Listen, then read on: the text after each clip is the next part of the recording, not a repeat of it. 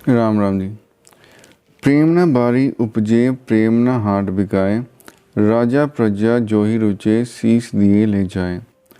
कबीर जी इस दोहे में कहते हैं कि प्रेम न बारी उपजे। प्रेम जो है वो खेतों में पैदा नहीं होता। खेतों में गेहूँ चावल तो पैदा हो सकते हैं, लेकिन प्रेम खेत में पैदा नहीं होता। प्रेम न हाट बिकाए, जैसे प्रेम खेतों में पैदा नहीं होता है, वैसे ही प्रेम बाजार में दुकानों पर बिकता भी नहीं है। राजा प्रजा जो ही रुचे शीश दिए ले जाए।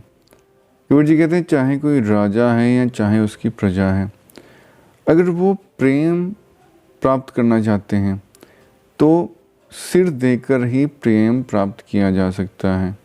सिर का क्या अर्थ है कि अपने जो 5 विकार हैं, काम क्रोध मोह लोभ अहंकार, उसको त्याग कर अपने मन को उस व्यक्ति के प्रति पूरी तरह समर्पित करके ही प्रेम प्राप्त किया जा सकता है। प्रेम में हम दूसरे का हित चाहते हैं, अपनी प्रियतम का हित देखते हैं, अपना हित नहीं। जैसे गोपियाँ थीं, वो श्री कृष्ण का हित चाहती थीं। अगर श्री कृष्ण ने कह दिया था कि मैं वृंदावन आऊँगा, तो वो वृंदावन से मथुरा तक भी नहीं गई, जबकि वृंदावन मथुरा से बहुत नज़दीक है। वो चाहती तो जा सकती थी, एक ही दिन में श्री कृष्ण से मिल सकती थी, लेकिन उन्होंने सोचा कि श्री कृष्ण को अगर हम ऐसे जाकर मिलेंगी तो उन्होंने जो हमसे वादा किया था उसका अपमान हो जाएगा। उन्होंने कहा था वो स्वयं आएंगे, तो जब उनकी इच्छा होगी तब वो आएंगे, हम उनको किसी भी असमंजस में नहीं डालेंगी। तो गोपियाँ रोज़ अपने जो कार व्यवहार थे वो सही ढंग से निभाती थी कि क्या पता आज श्री कृष्ण आ जाएं, क्या पता आज आ जाएं। जब उद्धव गोपियों को उपदेश देने गए तो बहुत हैरान हुए कि वृंदावन की स्थिति तो बहुत अच्छी थी। सब गोपियाँ अपने घर का ख्याल रखती थी, बच्चों का, पति का, और खुद भी सच संवर कर रहती थी। लेकिन जब गोपियों से बात की तब उन्हें एहसास हुआ कि गोपियाँ मन में कितनी दुखी थीं।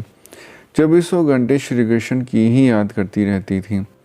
तो उन्होंने कहा कि गोपियाँ तो धन्य हैं, चाहे मैं ज्ञानी हूँ लेकिन इनकी भक्ति महान है। इस प्रकार कबीर जी कहते हैं कि अगर परमात्मा के प्रति प्रेम आप प्राप्त करना चाहते हैं, आप चाहते हैं कि परमात्मा से मेरा प्रेम हो, मुझे परम पद की प्राप्ति हो, मुझे मुक्ति की प्राप्ति हो, मुझे ऐसी मानसिक अवस्था प्राप्त हो कि मैं सुख दुख से ऊपर उठ जाऊं, तो परमात्मा के प्रति ऐसा प्रेम होना चाहिए ऐसा गोपियों का श्री कृष्ण के प्रति था। मन को पूर्ण रूप से परमात्मा में समर्पित करने से ऐसा प्रेम हो सकता है। जाहि विधि राखी राम ताहि विधि रखिए।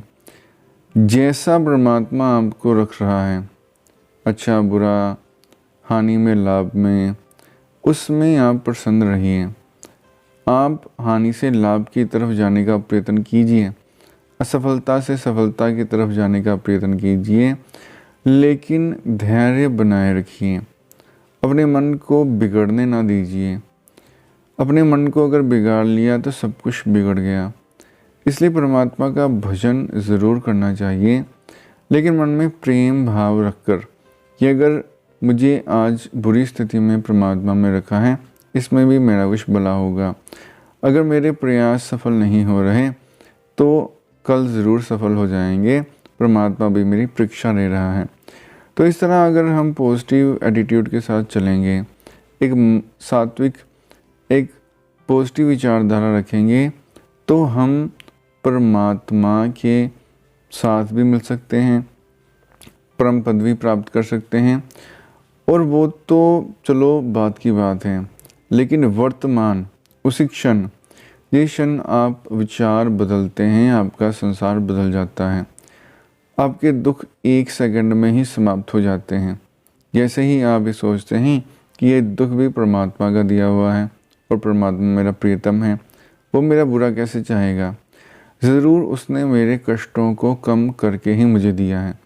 मुझे तलवार से ज़ख्म मिलना था, लेकिन उसने सुई चुभो दी, तो उसने कृपा ही की।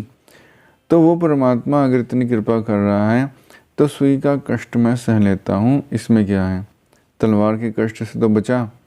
अगर ये भाव हमारे मन में आ जाए तो कोई बड़े से बड़ा दुख भी हमें दुखी नहीं कर सकता। धन्यवाद।